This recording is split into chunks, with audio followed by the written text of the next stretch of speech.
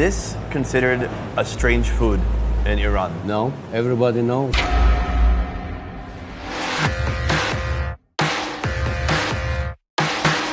Today's search for the strange has brought me to the country of Iran.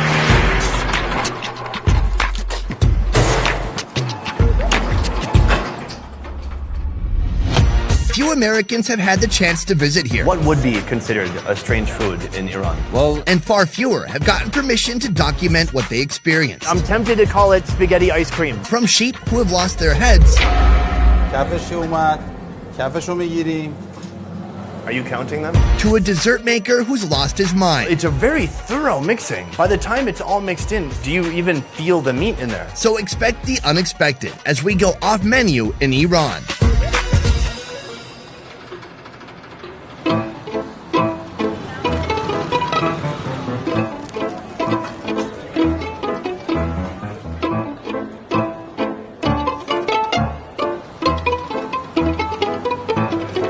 Thank you.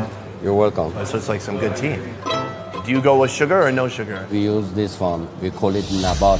Nabat. You can put it inside and melt it. Just let it disappear a little bit. In ancient time, even now, most of Iranian traditional sportsmen, especially after practicing in the morning, they come and they eat pache, so we get more strong bodies. What is kale? Kale means head, And poche is... and this feet. All that's on the menu here is sheep head and sheep feet? Yes. Cool. Kale pache, literally head and hooves, is a dish that has deep roots in Iran. Food born long ago of necessity, making use of the less prized cuts to create one surprising meal. Just the classics, meat dishes that date back hundreds of years. There's about 20 heads in here. All they've done so far is clean them and kind of burn the fur off of the outside.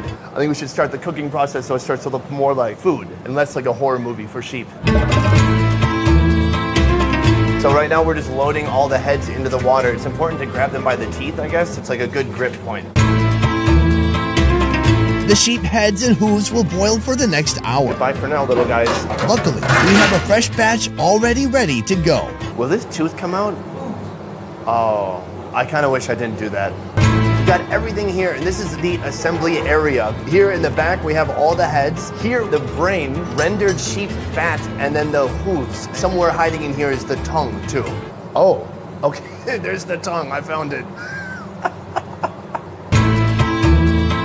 Oh, the cheek meat just comes off so easily. Back over here, the tongue, peeling this outer layer. You don't want that, but inside is this really tender tongue meat. Oh, what? He's taking the eyeball, but all this fat and muscle tissue around the eyeball he's keeping right here. Oh.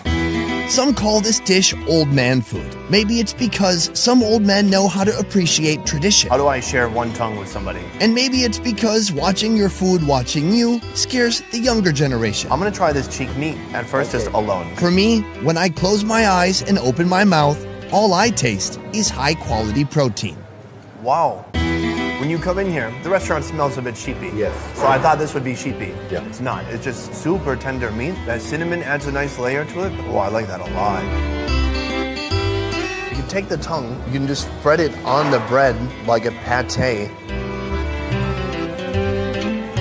Oh man. Wow, it just has that nice kind of lamb flavor. Yeah. Super tender though, incredibly soft. I love being surprised like this. It's so good. I'm happy. Yeah, me too. I've got the sheep foot right here. Do you think this sheep ever stepped in poop? Yeah. Oh. Okay. But they cleaned it a lot, right? Sure. Okay, it's Sure. fine. So it's fine, right? Sure. Okay. Don't worry about that. Oh, it's like pure gelatin. That feeling of kind of loose, jelly, fatty. I think for me, this is a very pleasant surprise. I really did like it. Thank you very much. Thank you. Appreciate it.